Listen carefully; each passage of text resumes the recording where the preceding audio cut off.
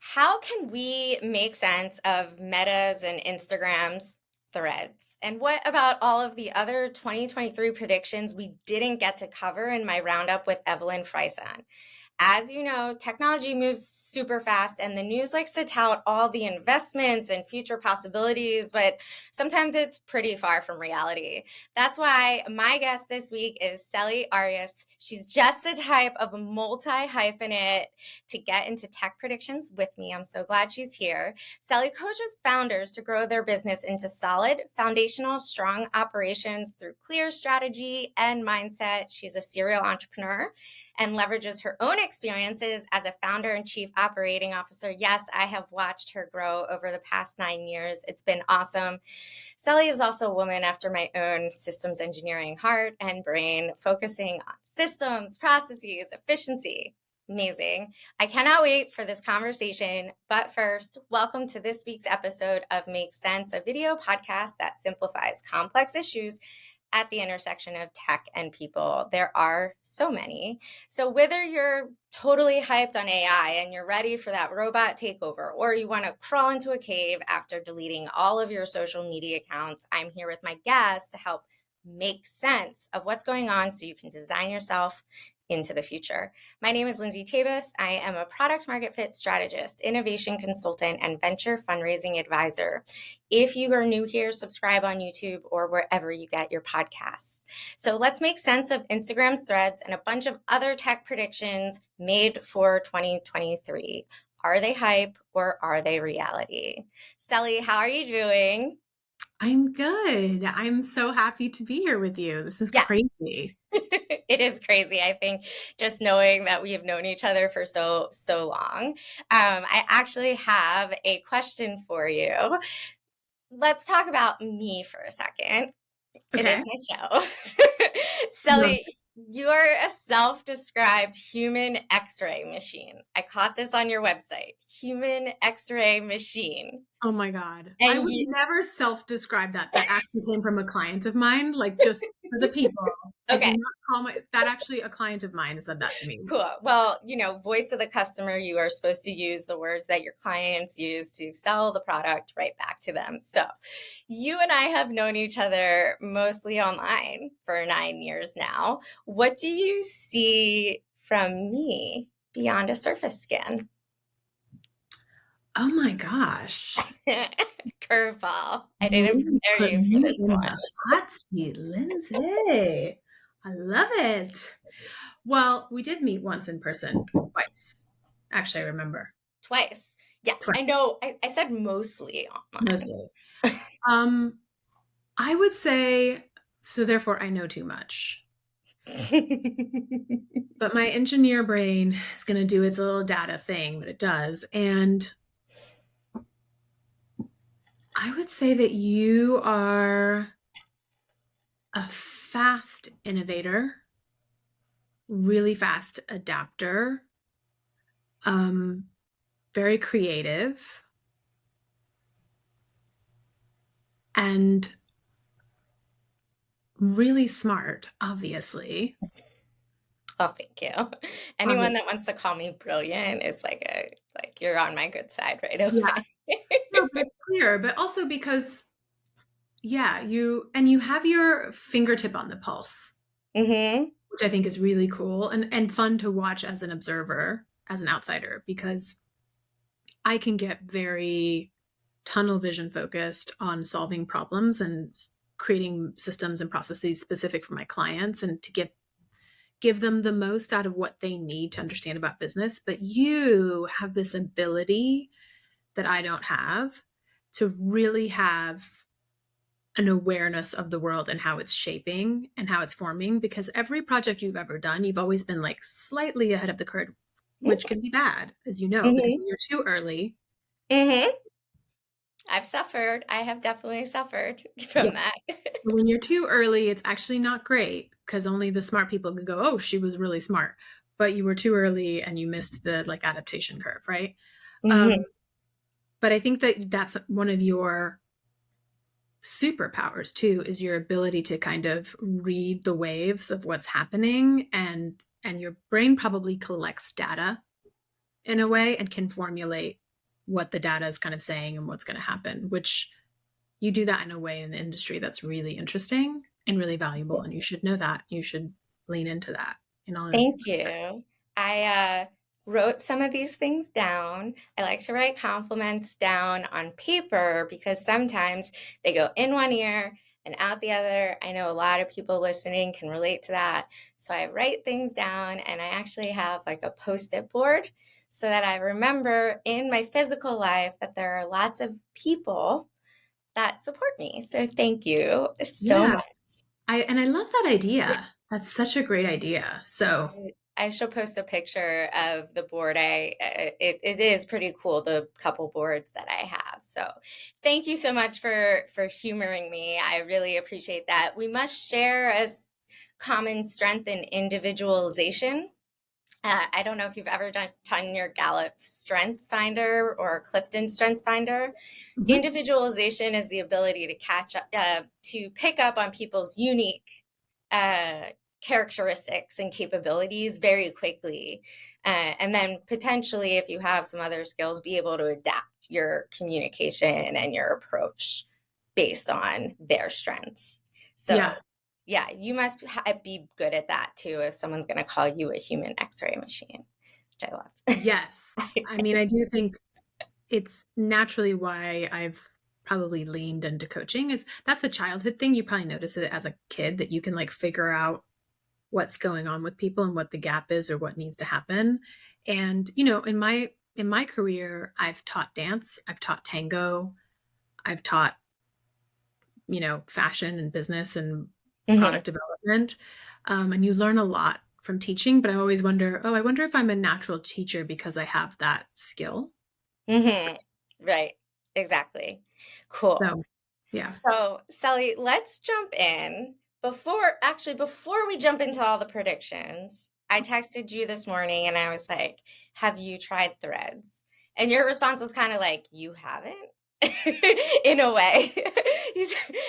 And it's funny because I was on Twitter in April 2007. So, like 4 months after it launched, everyone I knew thought I was crazy when I tried to describe Twitter. But nowadays, I am a little more reticent to jump totally on the bandwagon.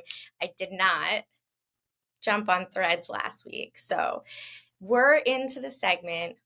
What do you know? This is where us relatively intelligent ecosystem insiders discuss what hot mess has made national news. We don't claim to be experts, but we may know more than you do. So, Celi, you're active on Instagram, sharing all sorts of truthful, hard hitting advice for founders. So, hit us with your experience signing up for Instagram threads. Well, I'm kind of surprised. I'm like, damn, I buckled under the pressure and Lindsay didn't. Like I had people DMing me and telling me to, You got to up your game. You why got to aren't be you on here? stronger. Like, why aren't you on here telling people what's up? And so I was like, okay, what is this? Because, sometimes I live in my work cave. Um, Hmm. I'm going to give my like honest opinion. It's actually been really ridiculously entertaining to kind of be there and be watching. Okay, So, please tell me. first of all, like the whole thing, there was for the first 2 to 3 days, there was this whole theme of like, finally, a place I can be myself. Oh my God, like good vibes only, everyone. Like, just be yourself. Like, come over here and be your goofy, authentic, no marketing, no business, don't sell anything. Come be yourself. And I was like, well, first of all, I'm myself everywhere. Hmm. So, number one, first of all, I'm like, I missed the thread. I Yeah. don't I am myself on LinkedIn. I am myself on Instagram. I am myself on Facebook.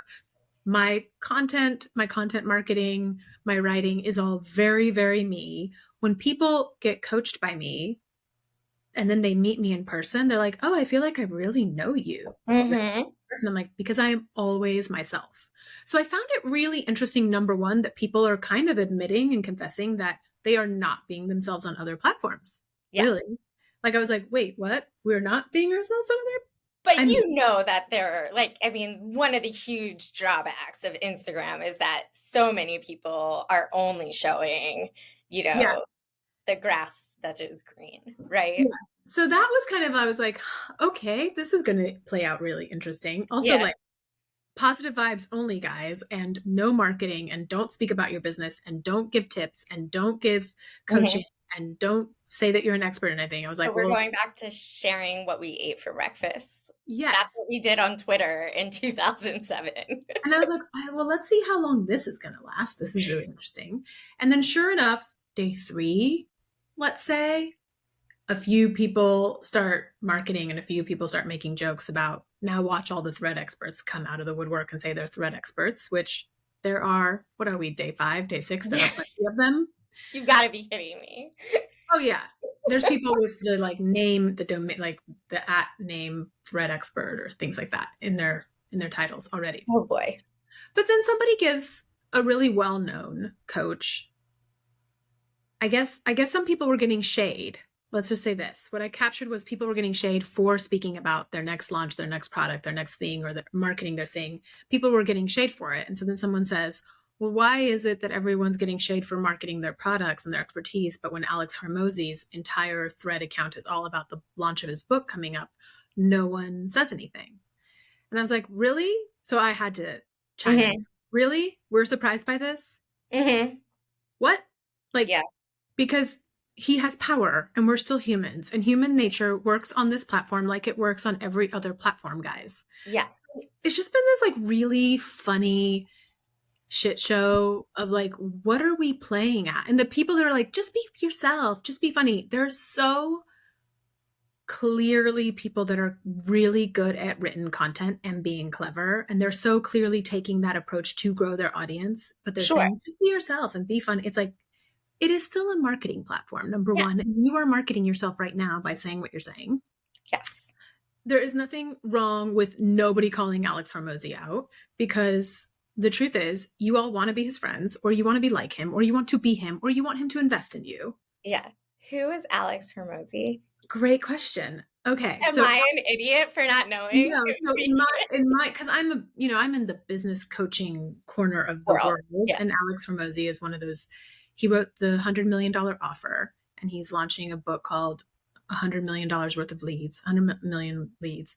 He's $100 million entrepreneur through ClickFunnels, which I Mhm. don't subscribe to, so I'm not So he's kind of supporting. like on the Lewis Hose track or Yeah, the yeah, yeah, yeah.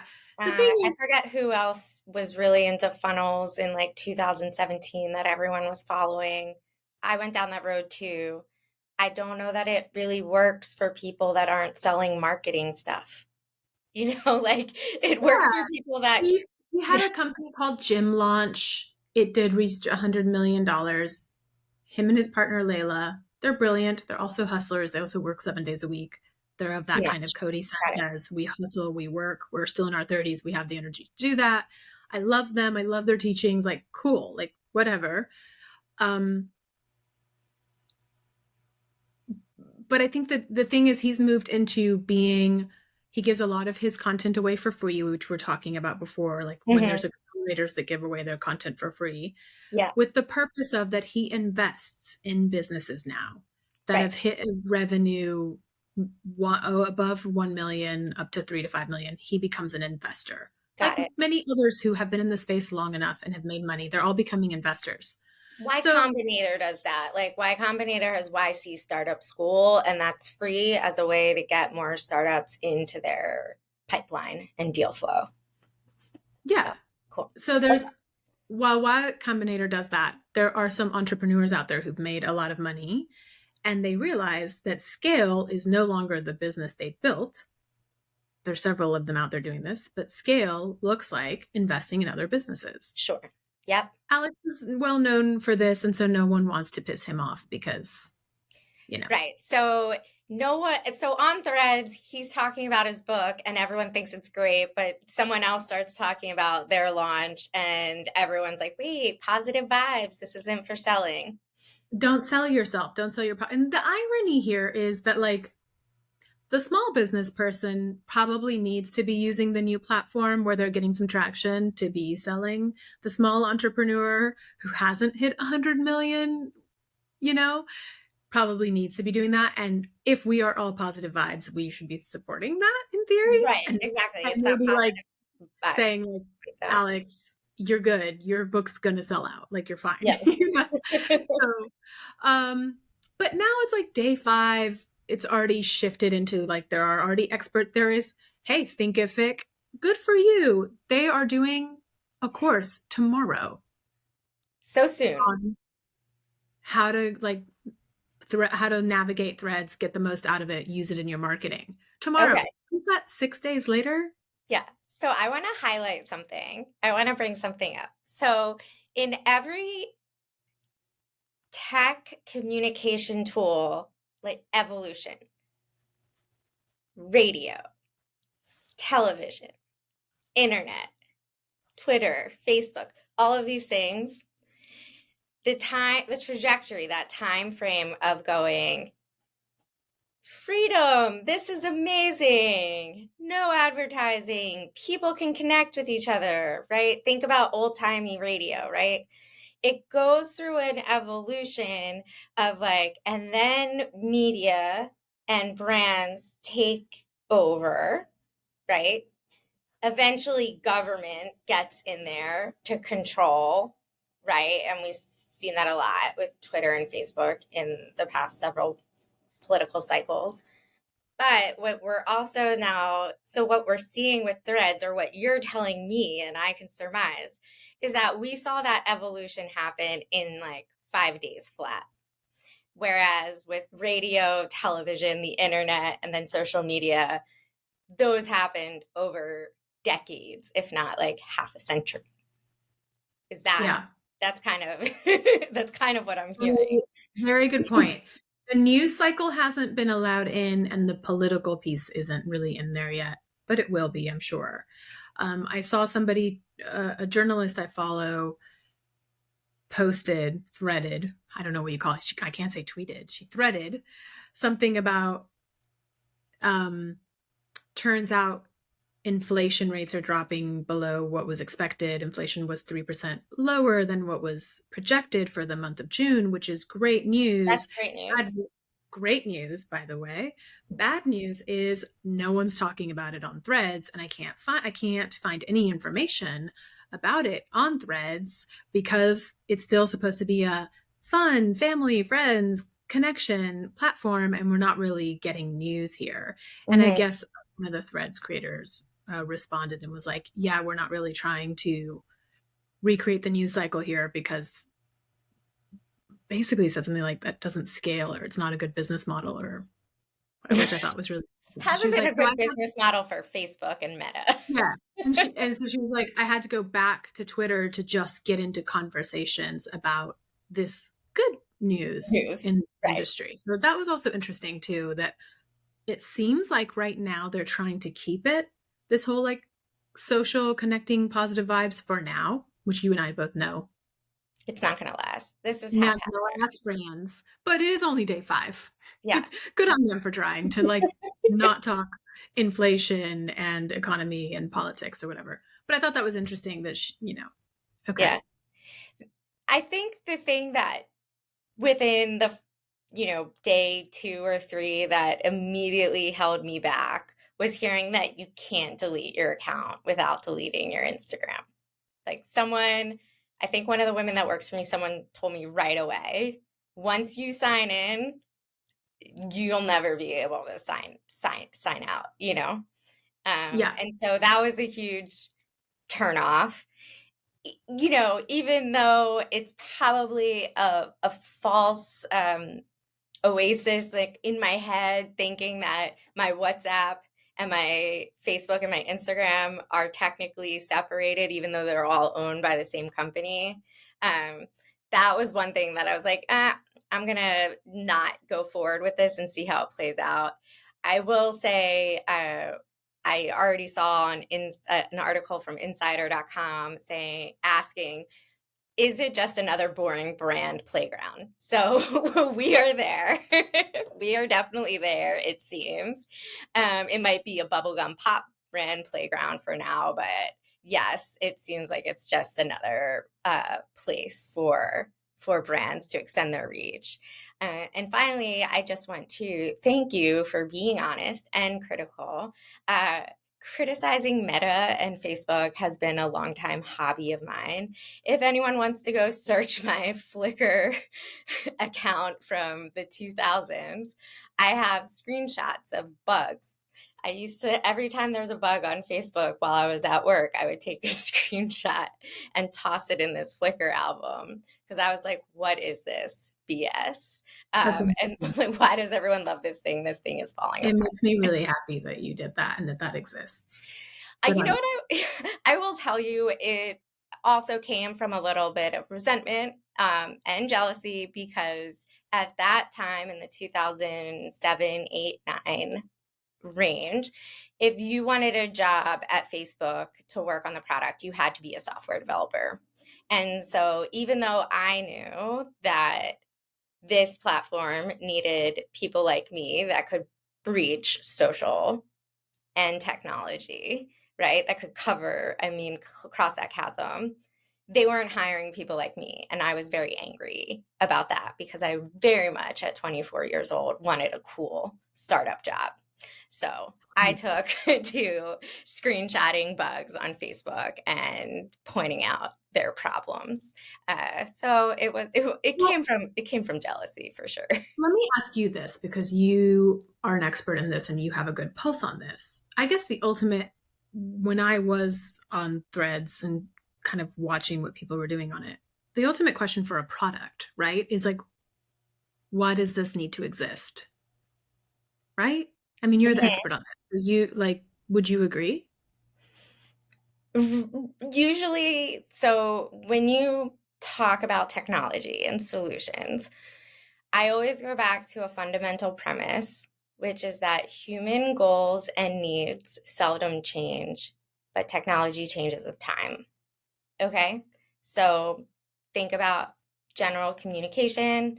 It was written letters, and then we had the phone, we had email, text, the social media replaced the town hall, the community center, the town crier, right? That brought in the news for everyone to know. Why does Threads need to exist?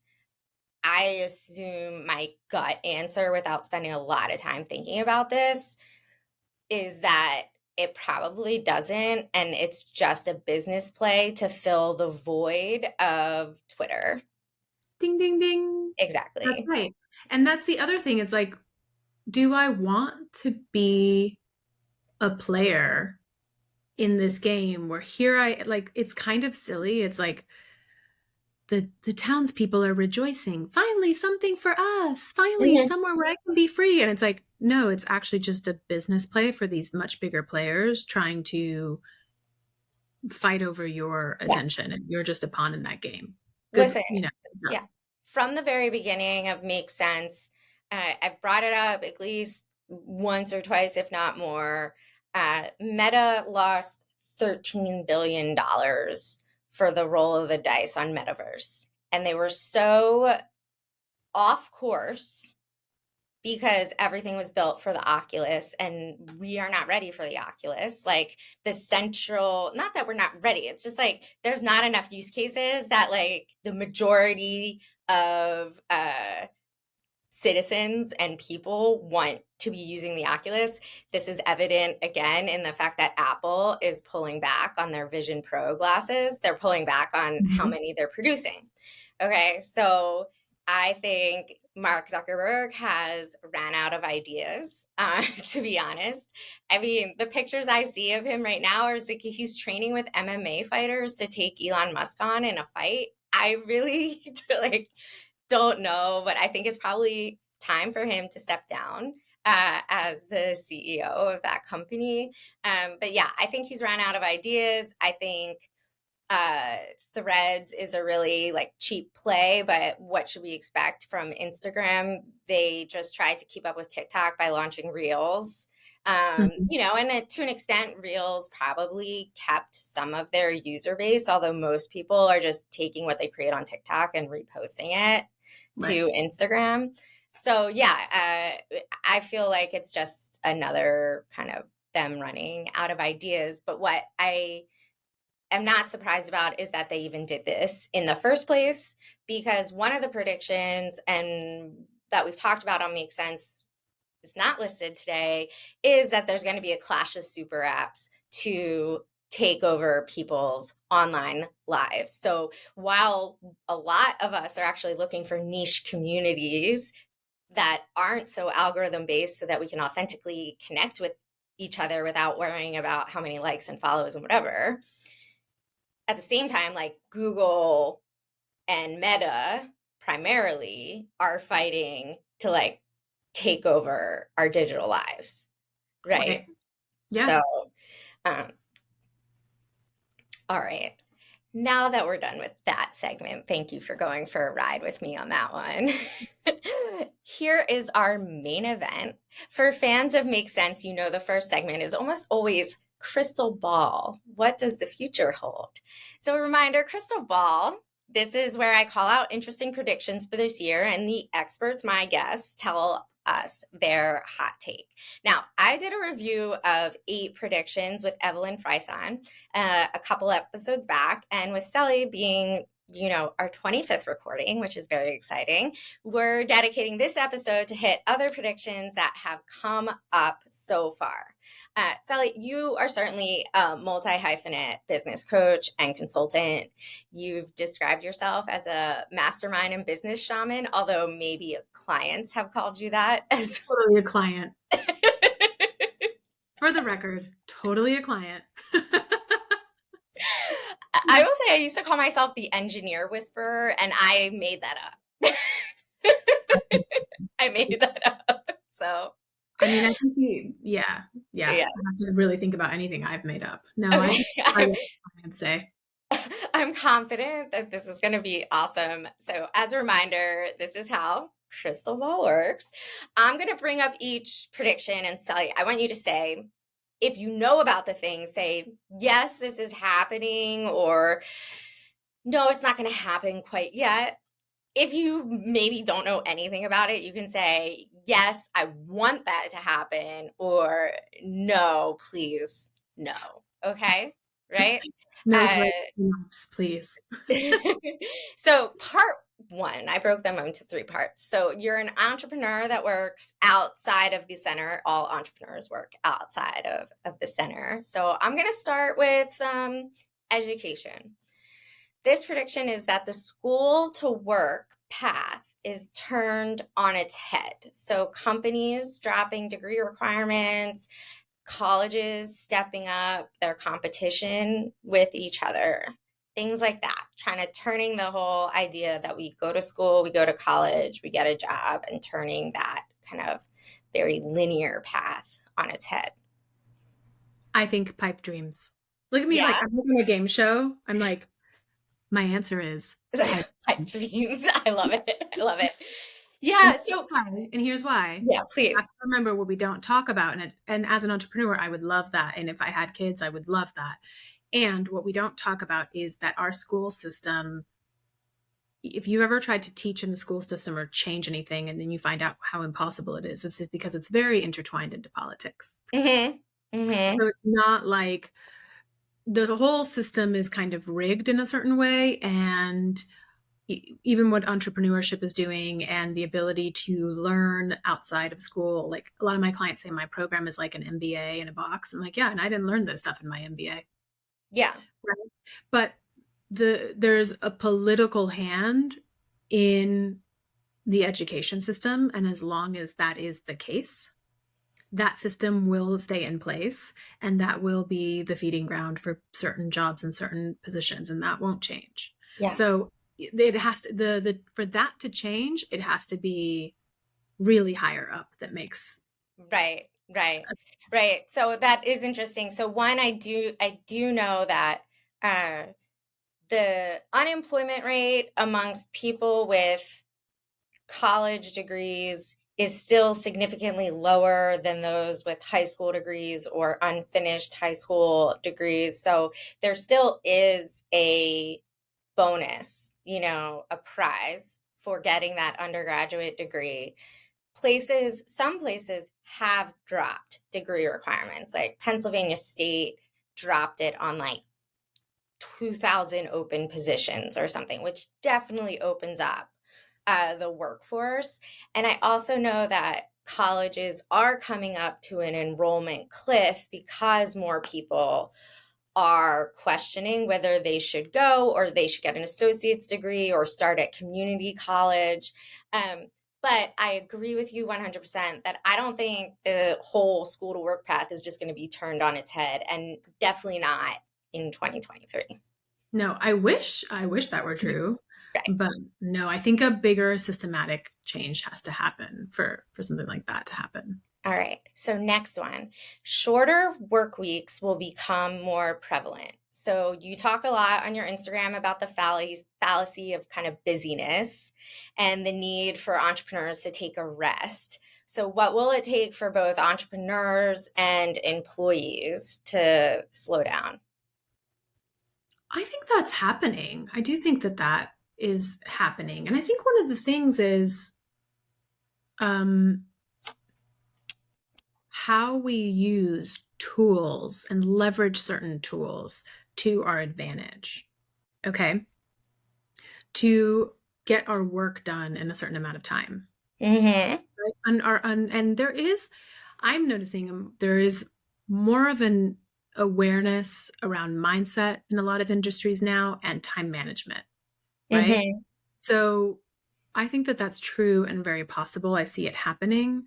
And I'll give you an example. Just today, a client of mine voice noted me and said to me, literally just a few hours before this, so really relevant to this question. And she said to me, I just did your time audit again, and I was more honest this time because I didn't have you, like I wasn't walking her through it. So she went in, she was wondering where her time was going, and she filled in the time audit again and did it more honestly.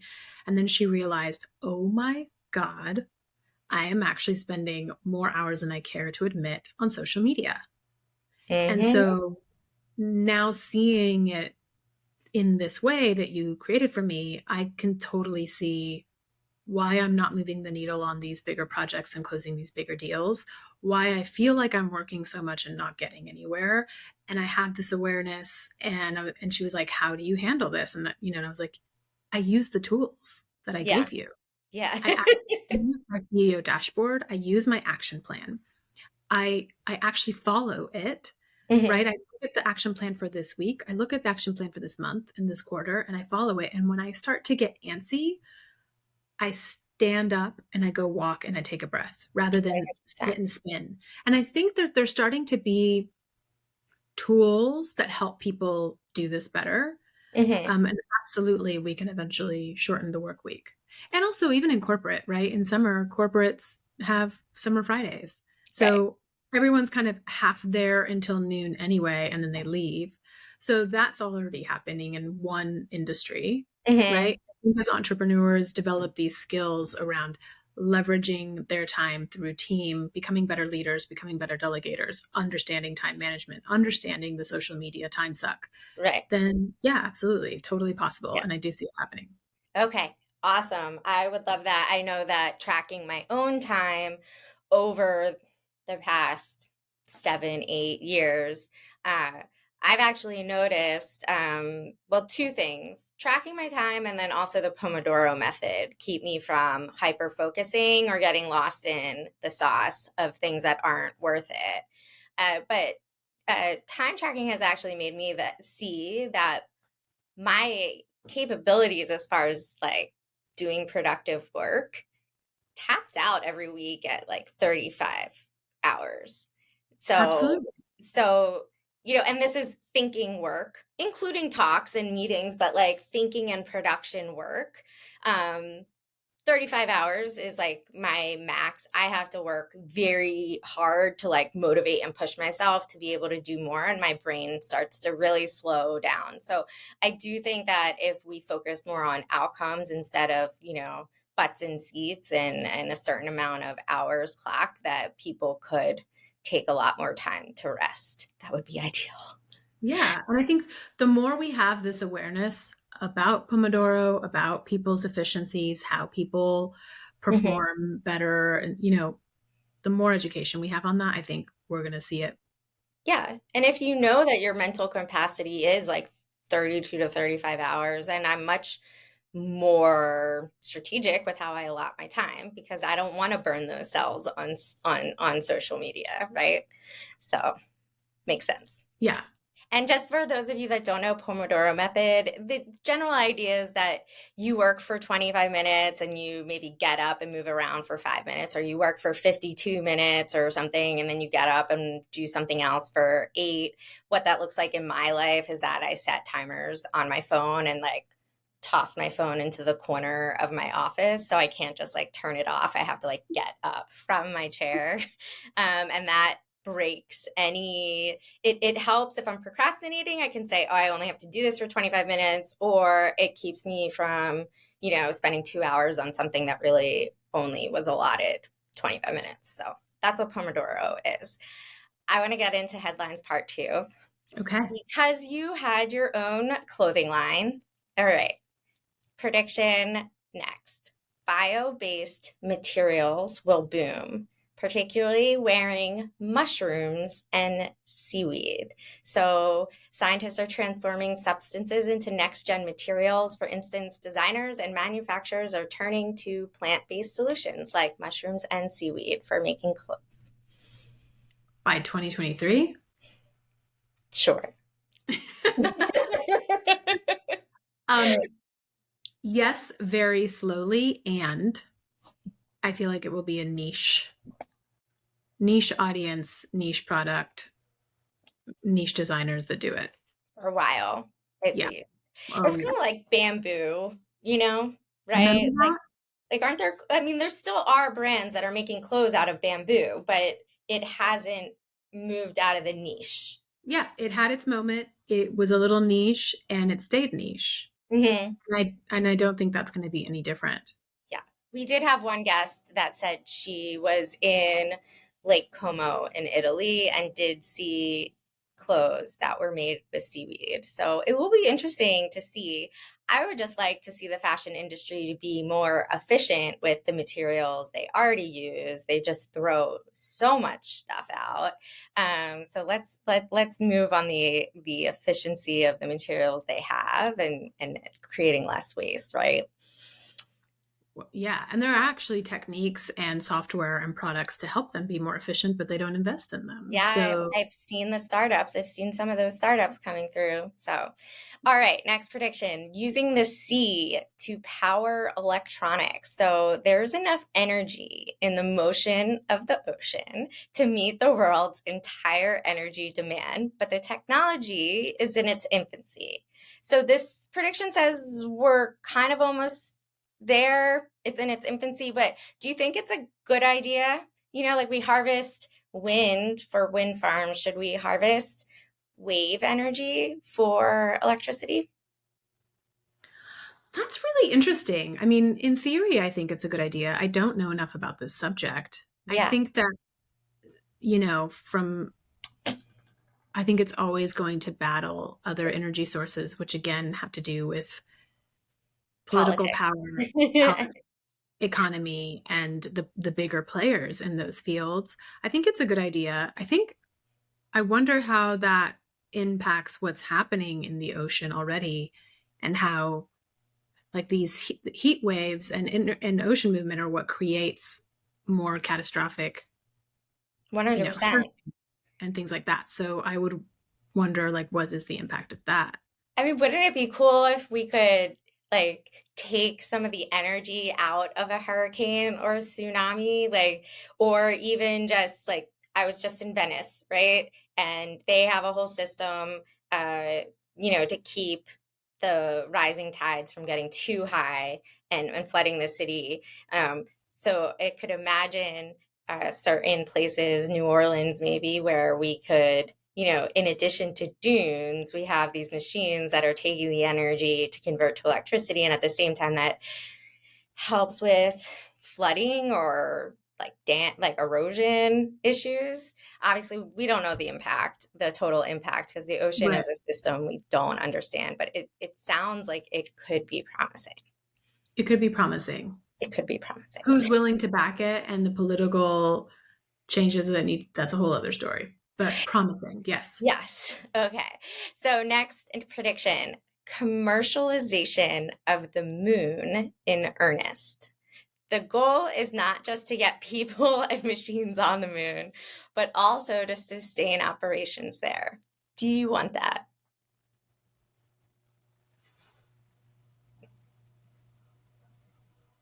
I think it's inevitable. And for I don't. anyone that's listening on Spotify or Apple or podcast anywhere, just so you know, the faces that Celia is making are amazing. Yeah, sad, punctuated, baffled, questioning. I think it's just human nature. It's like we can't slow that exploration down. Yeah, do I want that? No. But there are Elon Musks in the world, you Unfortunately. know? Yeah. And I don't know what it is. Big ego problems. I don't know. But I don't think we can. I think it's inevitable. I think that's sad, but I think it's inevitable. Yeah. All right. Yeah, I'm not sure. I agree with you. There's some resignation there. I don't know if that's where I want to be investing our research dollars, but No, let the moon be the moon. You know what I mean? Let the moon be the moon. We are humans for a reason. We're having a human experience for a reason, regardless of what you believe.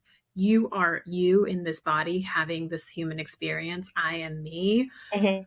Like, I don't know, like have that full experience. Like life is hard enough. Being human is hard enough. It's complicated enough. It's twisted. It's turny. Like you're figuring out who you are, what you're doing, how do you make impact, how do you make money, how do you survive, how do you not kill your family or your partners, right? How do you deal with social media pressure and now this newfound anxiety and stress and all these things that humans are now dealing with that they weren't before on So this let's up level. the ante and go to the moon. I mean, And I'm kind of like, leave escapist the in a moon way. alone. Yeah. All right. Headlines part 3. So being an entrepreneur is hard. Being a woman is hard. Life is difficult. So let's go. Next prediction, mental health will become the new annual physical. So 1 in 5 Americans experience mental illness. Will our primary care doctors be checking in on our mental health just as much as our physical health each year?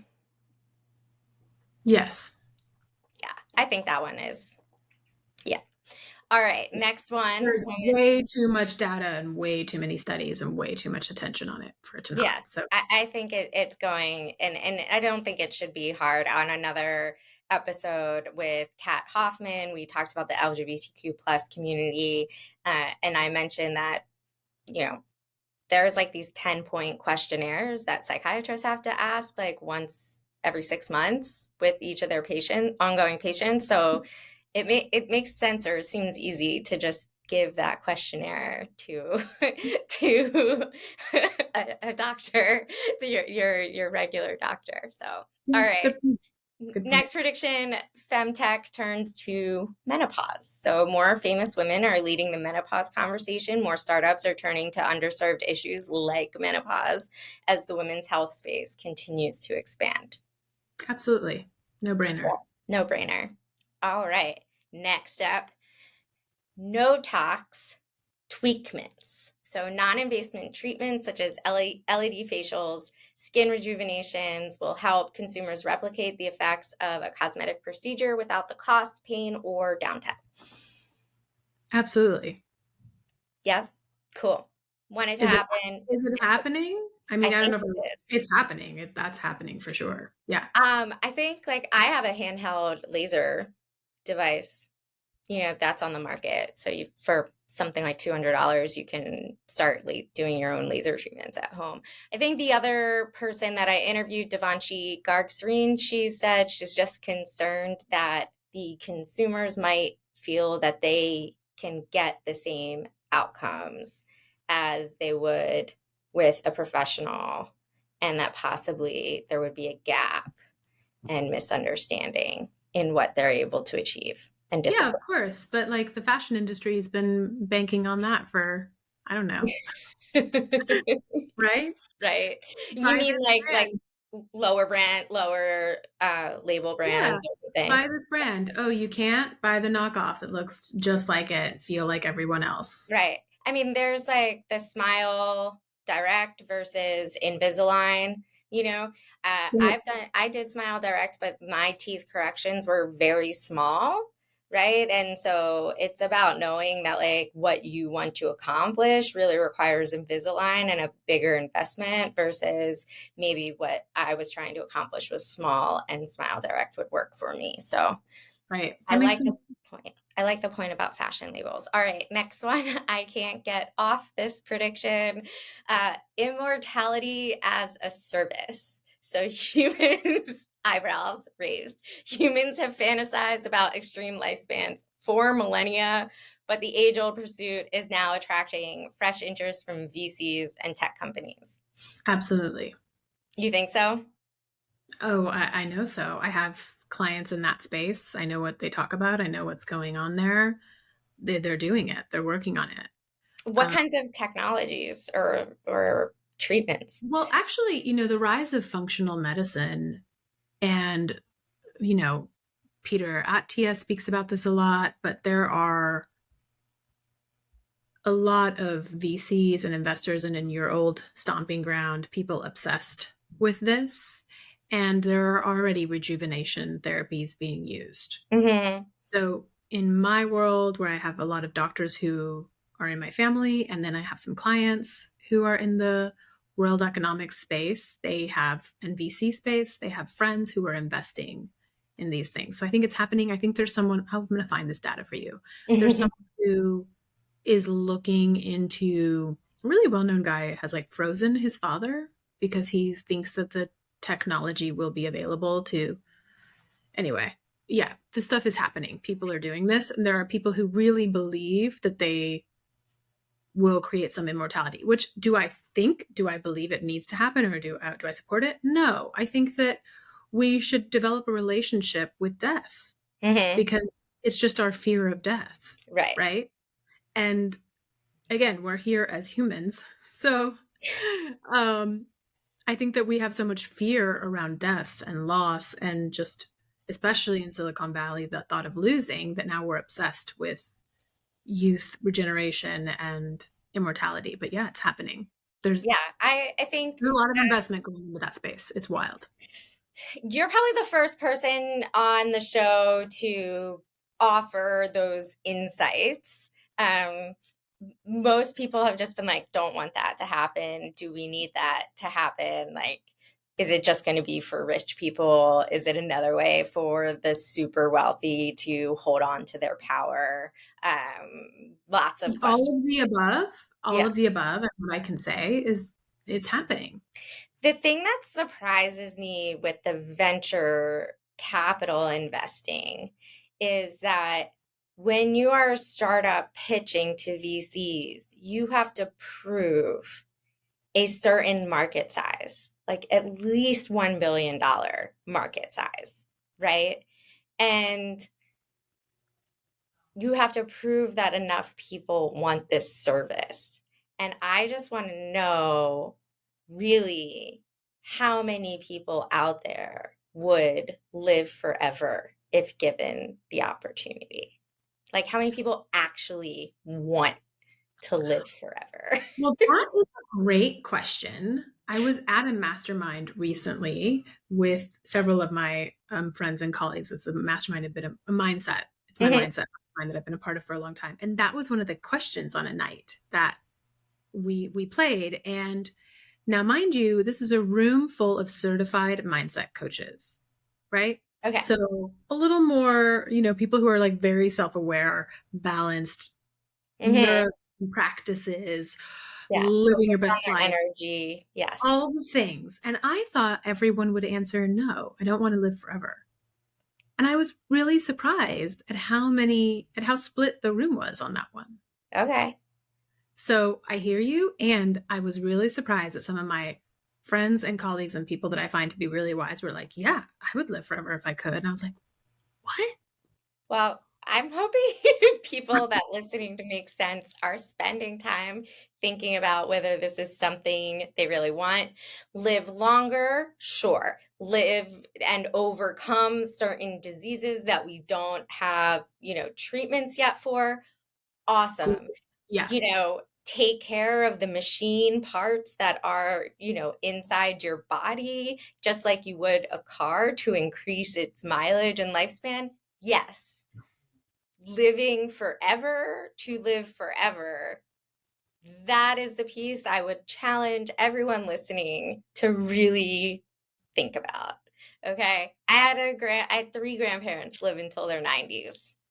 Okay. So I know what that looks like, and they were beautiful lives. And hopefully I live that long too. It's genetic. So awesome. But, you watch a lot of the people dear to you die along the way. And that's really Mm, hard. yeah. That is really hard.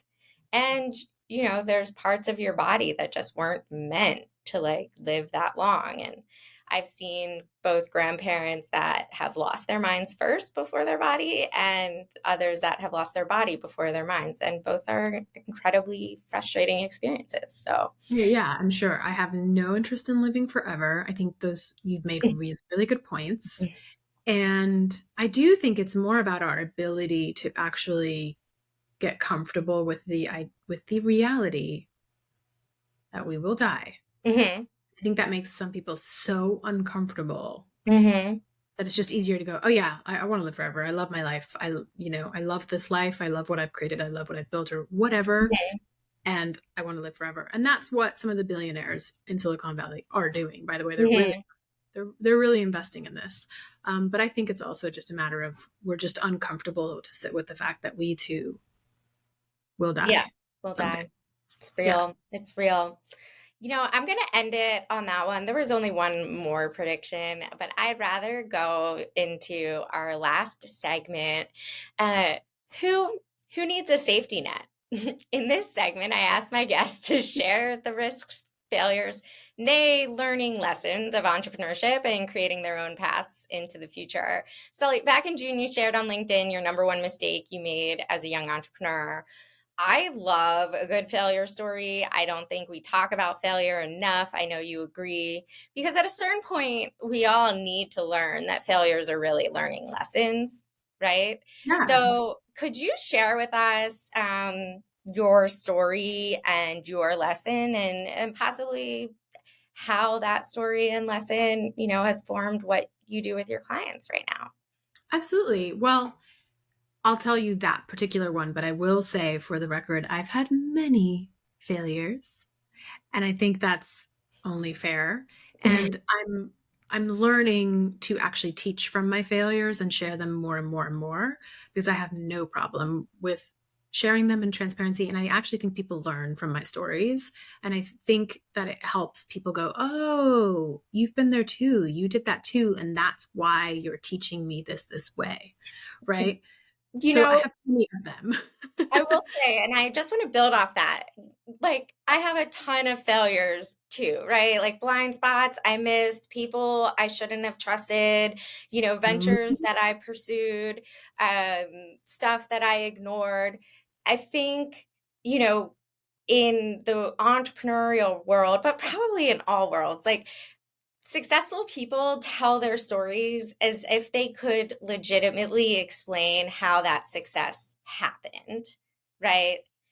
But the reality is that it's harder to explain and duplicate a success.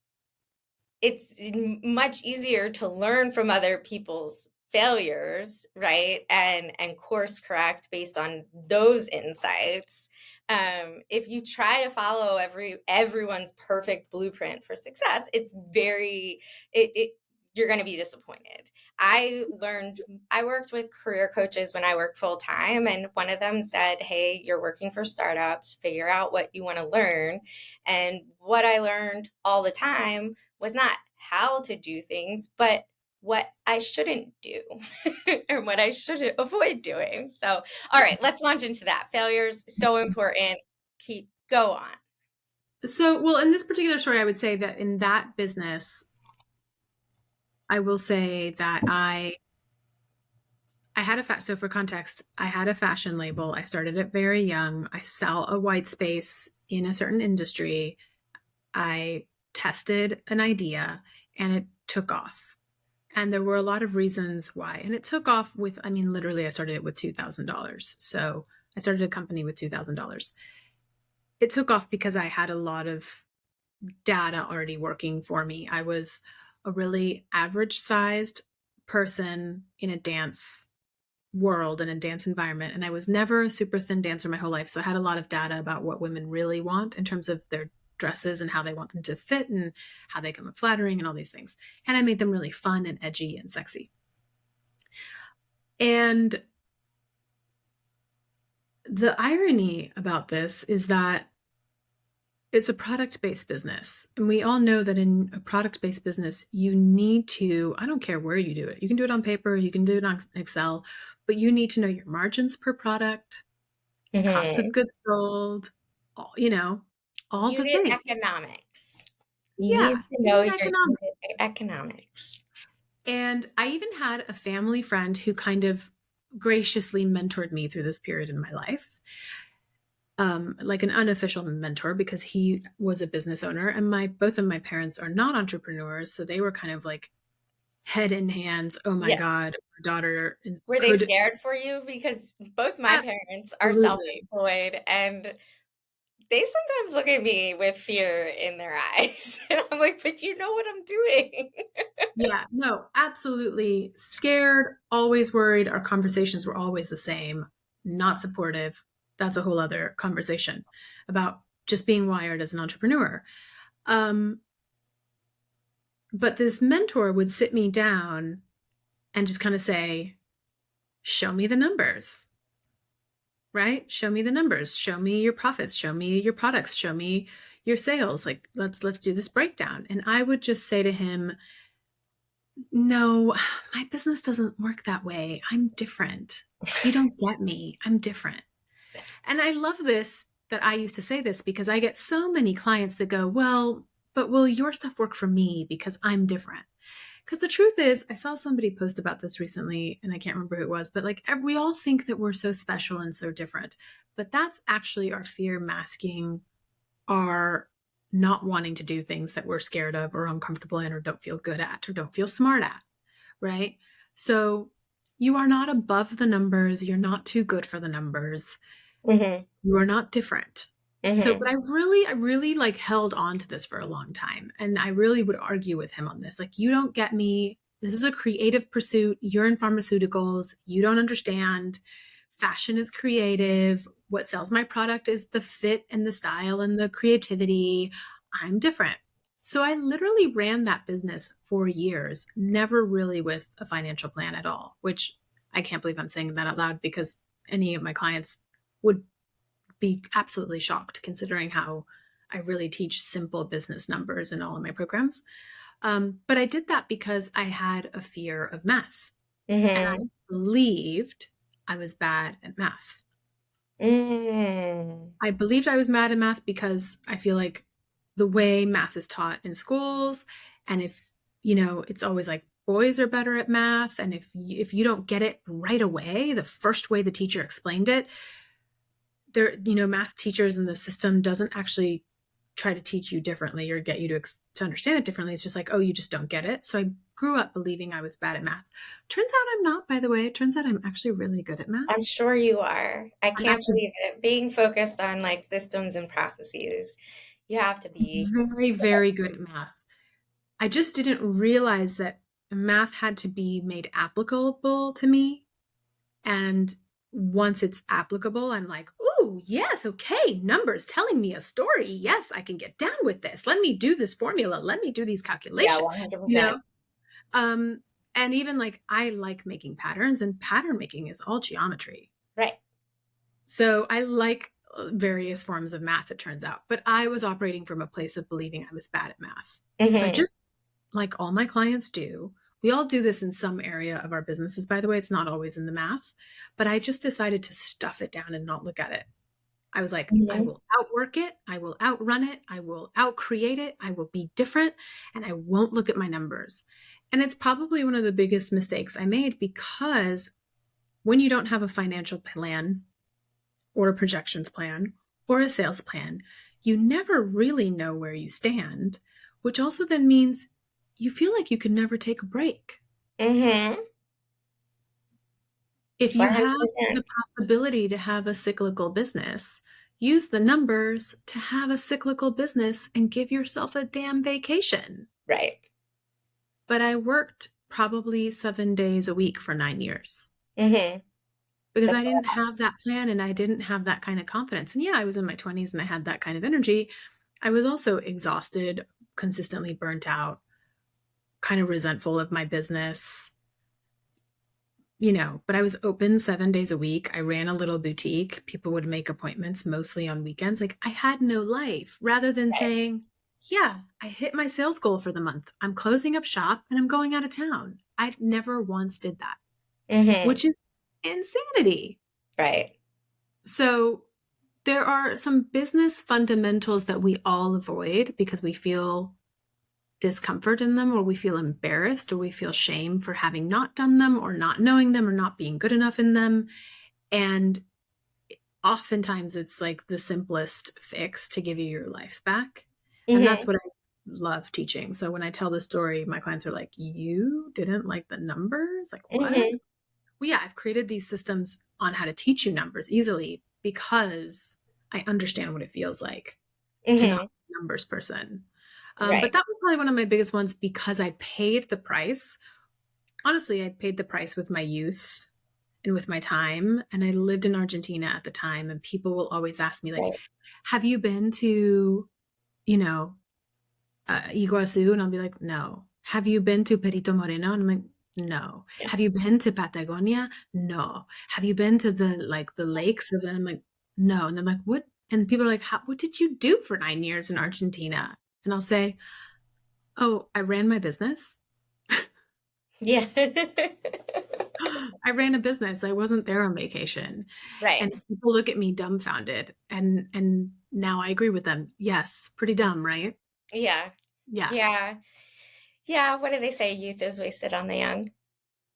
I mean, that one was really true in Yeah. my case. Yeah. But the I made a lot of mistakes as well, like pulling people in to call them my co-founder when they weren't entrepreneurial themselves. So I spent more time like building, learning, reteaching myself how to code instead of focusing just on the customer and delivering what could help customers in that moment.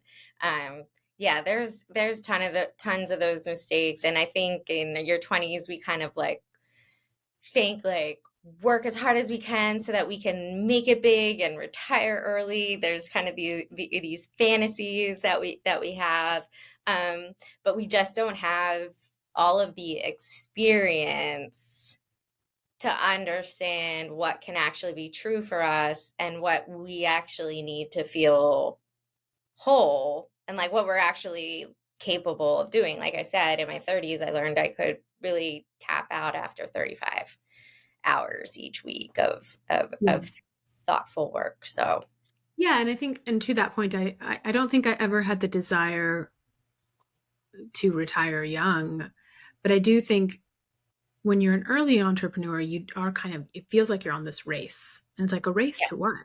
This is yeah. actually the life that you've chosen, Hmm. the career path that you've chosen. So you need to make it work for the life that you want.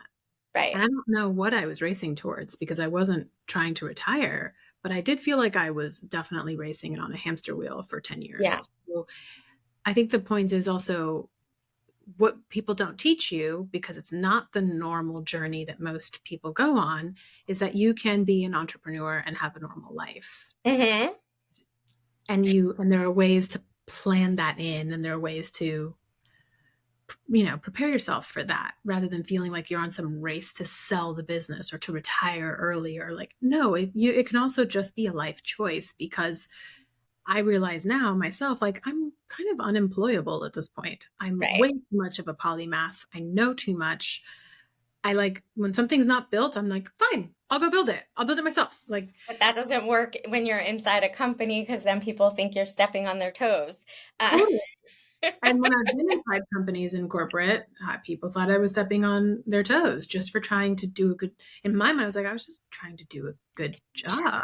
right. Yeah. Okay. I used to really Absolutely. struggle with the misfit thing and the feeling like I didn't know how to play well with others in the sandbox. Right. Oh my Yeah. God. I So, mean, it boggled my mind because I was always so confused by that because in my mind, I was really trying to do a good job and mhm. then I would get reprimanded. So Yeah. I realized, oh, I'm just an entrepreneur at heart. And how do I make this life work for me?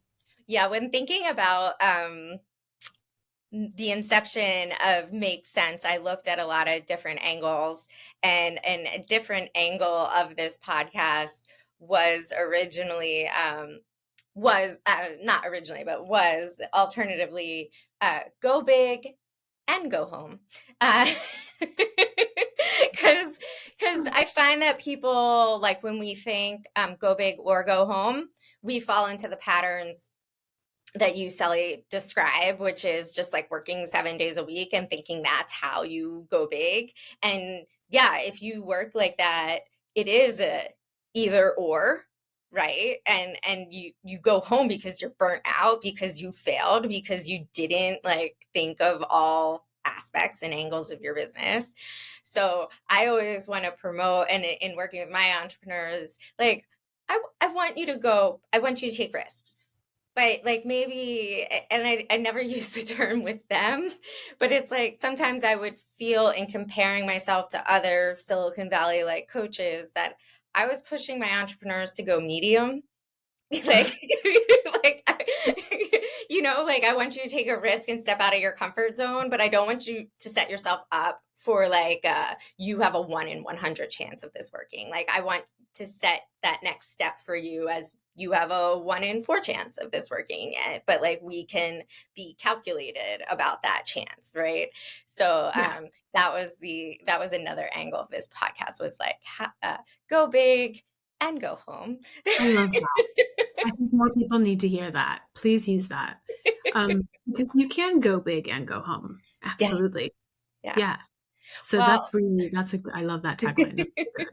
well, Sally, I know we could like keep on going forever. This is probably going to be one of the longer episodes, but I'm okay with that. So let's make it make sense. Instagram's thread seems like a total business play to replace Twitter. Whether it'll work or not, remains to be Mm. seen. But the brands are there. Brands are coming, government, politics, all of that is coming. It's It's just on its way. how media and communication tools evolve. We've seen it over and over again. We went through a bunch of predictions, and I learned that immortality as a service is definitely moving forward more than I had anticipated.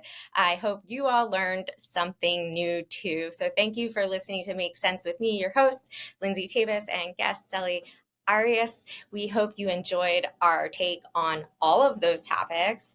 Celi, where can people find you online? Easy is my website is grownassbusiness.com. Oh, yeah, grown ass business. That's easy. And on Instagram, where I make all this funny content and say all these things, it's I am Don Celia, Doncelia. I am done, Celia. I love that. I love that. We will, as always, you can check out all the links and resources in the show notes.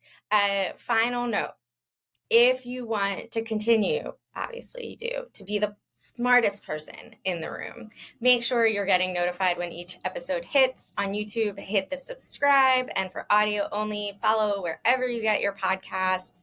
Thank you, Celi, for joining me. You're very welcome. This was a lot of fun. Thank I'm you. so glad.